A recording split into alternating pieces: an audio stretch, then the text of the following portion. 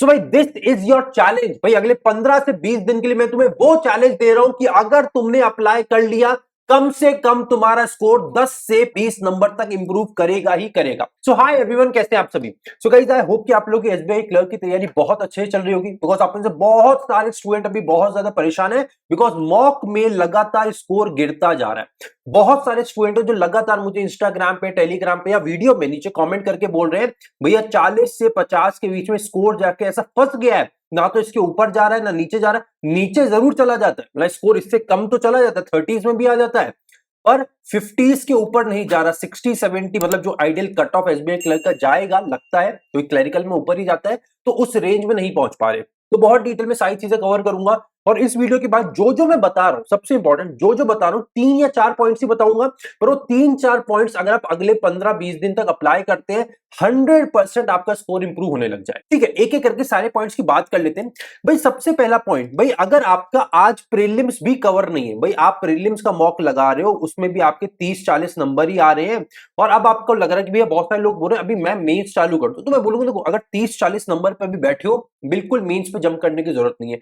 यहां पे आप प्रीलिम्स की तैयारी करते रहो, पर अगर आपका स्कोर यहां पे 60 प्लस या 70 प्लस रह रहा है, तो आपको राइट अवे मेंस एग्जाम की तैयारी चालू करते रह के प्री के मॉक लगाते रहें। मतलब तैयारी मेंस की करो प्लस प्री के मॉक लगाते रहो। अगर 70 प्लस आपका स्कोर है, पर 30-40 के आसपास स्कोर है, तो प्रीलिम्स की आपको तैयारी करनी है। ठीक है, सेकंड सबसे इंपॉर्टेंट बात, जो सबसे इंपॉर्टेंट चीज यहां पे आपको इनकॉर्पोरेट करनी है, इस समय क्लासेस को अवॉइड करिए। मतलब अगर आप मेंस लेवल की ज्यादा क्लासेस ले रहे हैं, प्री लेवल की ज्यादा क्लासेस ले रहे हैं, तो उन क्लासेस को आधा कर दीजिए, टोन डाउन करिए, और ये जो आपका टाइम बचता है दिन के 2 घंटे 4 घंटे, उसको सेल्फ स्टडी में लगाइए। बिकॉज जितना ज्यादा प्रैक्टिस आप लोग खुद से करेंगे, उतना ज्यादा आपका स्कोर बढ़ेगा।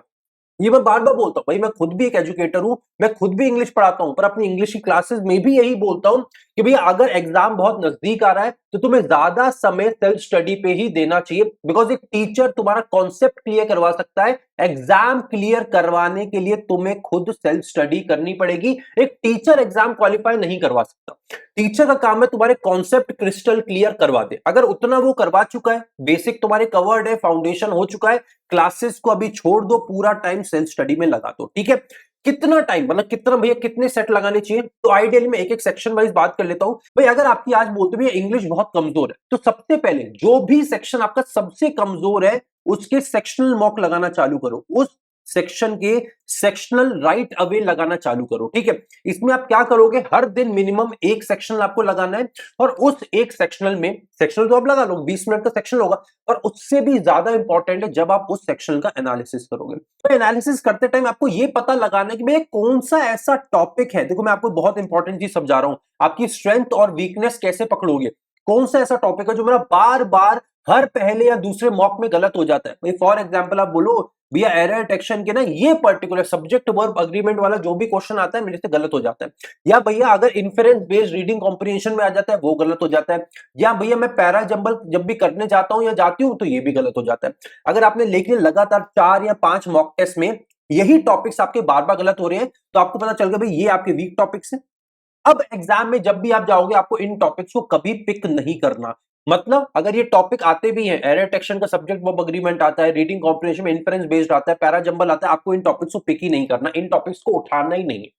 फॉर एग्जाम्पल अगर मैं अपनी बात करूं, तो जब मैं तैयारी करता था मुझे लगता था यार पैरा जंबल काफी बार गलत हो जाता है, और अगर पेपर में पैरा जंबल आया तो मैं क्या मानता था, 5 क्वेश्चन आते हैं पैरा जंबल में, 35 क्वेश्चन माइनस 5 क्वेश्चन, मैं मानता था भाई मेरे लिए पेपर में मात्र 30 क्वेश्चन आए हैं, और ये 30 क्वेश्चन ही मुझे बनाने हैं, इन्हीं में से मुझे मैक्सिमम स्कोर करना है। यही सेम चीज आपको भी अप्लाई करनी पड़ेगी, और ये हर सेक्शन में करिए। क्वांट में फॉर एग्जांपल आप बोलते हैं कि भैया मिसिंग नंबर सीरीज ना मेरा क्वांट में बार बार गलत हो जाता है, तो ये आप बार बार देख लीजिए भाई, 3-4-5 सेक्शन मॉक में अगर बार बार गलत हो रहा है, तो जैसे ही मिसिंग नंबर सीरीज का क्वेश्चन आता है पेपर में, राइट अवे पूरा का पूरा टॉपिक छोड़ दीजिए। और ये मैं आपको एक्सपीरियंस से बोल रहा हूं भाई, ये मैं अपनी पूरी रिस्पॉन्सिबिलिटी के साथ बोल रहा हूं, बिकॉज ये आपके वो वीक टॉपिक्स है जो आखिरी के 10-15-20 दिन में आप बहुत अच्छा नहीं कर सकते। हाँ, अगर आपके पास फिर भी टाइम बच जाता है, आपके सारे क्वेश्चंस हो गए, टाइम बच गया, फिर आप जाके इन क्वेश्चंस को पिक करेंगे। फॉर एग्जांपल इंग्लिश में पैरा जंबल हो गया, क्वांट में मिसिंग नंबर सीरीज हो गया, या ब्लड रिलेशन की बात करें रीजनिंग में, हाई लेवल मतलब 2 या 3 वेरिएबल वाली अगर पजल आ जाती है उसकी बात करें, क्लरिकल में प्री में आएगी नहीं, बहुत मुश्किल है, पर अगर चलो 2 वेरिएबल वाली पजल आ जाती है तो उसको बाद में रखिए, ये आपको पता चलेगा सेक्शन मॉक के थ्रू। तो जो भी टॉपिक आपका सबसे वीक है उसके सेक्शन मॉक लगाना चालू करिए। अब नेक्स्ट क्वेश्चन आपका आना चाहिए जो आएगा भी अभी कि भैया मुझे कितने मॉक्स, मतलब कितने मॉक्स लगाने चाहिए और कैसे लगाने चाहिए। मतलब अभी ये तो नहीं पूछोगे आई थिंक कि भैया किस कंपनी का मॉक टेस्ट लगाऊं, बिकॉज वो टाइम तो निकल चुका। भैया कितने मॉक लगाने चाहिए, सबसे पहले अगर उसकी बात करूं तो भाई मॉक, सबसे बड़ी गलती स्टूडेंट क्या करते हैं, मॉक का ओवरडोज कर लेते हैं। भैया हर दिन 4-5 मॉक लगा रहे होंगे अभी बहुत सारे स्टूडेंट, सोचो 4-5 मॉक मतलब 4-5 घंटे, फिर इनका एनालिसिस करोगे 2-3-4 घंटे, और कितना समय चला गया, 8-9 घंटे अकेले आपने मॉक लगा लिया। ना तो सेल्फ प्रैक्टिस करी, ना कोई क्लास करी, ना कोई नया टॉपिक की प्रैक्टिस करी, ना सब कुछ भी करा, ना कोई क्लास ली।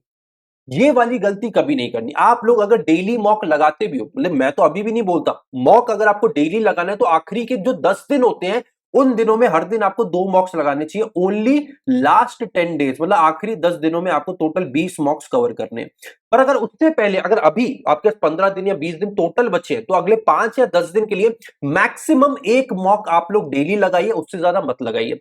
1 घंटे का मॉक प्लस 1.5 घंटे का एनालिसिस। अब भैया 1.5 घंटे के एनालिसिस में हम क्या करेंगे, जो मैंने अभी आपको बताया, चेक करिए व्हाट आर योर वीकनेसेस। भैया मेरी वीकनेसेस क्या है पता करो, भैया आपकी स्ट्रेंथ क्या है, कौन से ऐसे टॉपिक्स हैं जो कितने भी मुश्किल आ जाए आपसे हर बार बनते हैं, कौन से ऐसे टॉपिक्स हैं जो कितने भी हलवे आ जाए, for example missing number series या पैराजंबल, आपको हमेशा डाउट रहता है कि भैया सही है कि नहीं है।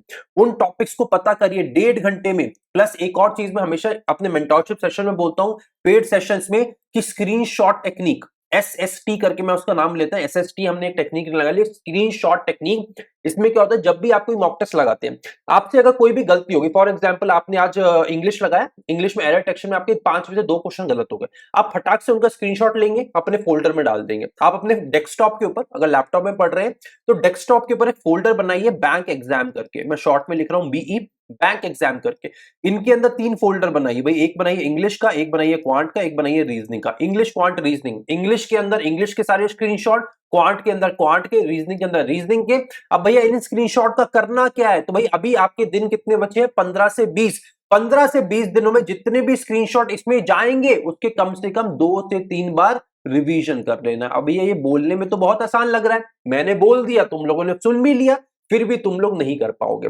पर जो स्टूडेंट कर लेगा उसके सिलेक्शन के चांसेस मल्टीफोल्ड, डबल ट्रिपल यहां पे हो जाएंगे। तो मैंने अभी क्या बताया, फिर से रिपीट कर रहा हूं, यहां पे आपको स्क्रीनशॉट टेक्निक अप्लाई करनी है। वो क्या होती है भाई, वो क्या होती है भाई, आपको बैंक एग्जाम करके एक फोल्डर बनाना है, उसके अंदर 3 फोल्डर बनाने, इंग्लिश क्वांट रीजनिंग।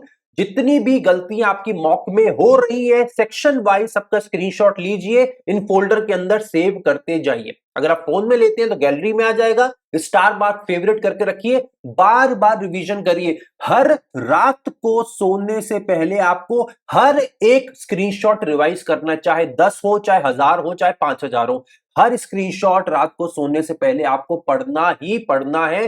गारंटीड बोल रहा हूं, 1 हफ्ते के बाद ही तुम बोलोगे भैया गलतियां पहले से आधी हो गई हैं। और जो अभी स्कोर बहुत सच में बहुत दिल से बोल रहा हूं, जो अभी तुम्हारे बहुत सारे लोग हैं ना 40-50 के बीच में बैठ गए हो, कम से कम 60 प्लस चले जाओगे, बस इसी वजह से कि तुम्हारी गलतियां कम होने लग जाएंगी।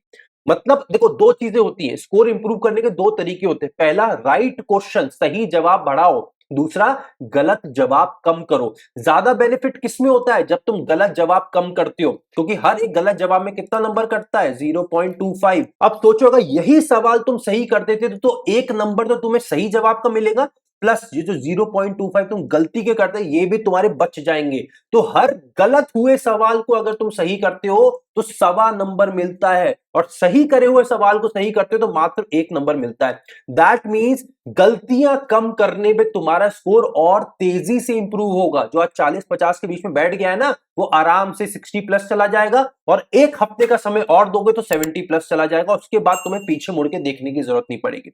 इसके साथ एक बहुत इंपॉर्टेंट चीज और होती है, कि भैया अभी हम मेंस पढ़े या प्री पढ़े, उसके बारे में ऑलरेडी बता चुका हूं। भाई अगर तुम्हारे स्कोर 30 40 50 से कम रह रहा है तो तुम्हें मेंस पढ़ने की भी बिल्कुल जरूरत नहीं है। अगर तुम्हारा 60 65 70 65 से 70 के ऊपर स्कोर है तो राइट अवे अगले हफ्ते, एक हफ्ते तक कम से कम मेंस पढ़ो और अगले 10 से 12 दिन टोटल टाइम प्रीलिम्स को दो। प्रीलिम्स की ही प्रैक्टिस और मिनिमम 2 मॉक्स डेली लगाने आपको 10 से 12 दिन आखिरी में, ठीक है। सो भाई दिस इज योर चैलेंज। भाई अगले 15 से 20 दिन के लिए मैं तुम्हें वो चैलेंज दे रहा हूं कि अगर तुमने अप्लाई कर लिया, कम से कम तुम्हारा स्कोर 10 से 20 नंबर तक इंप्रूव करेगा ही करेगा।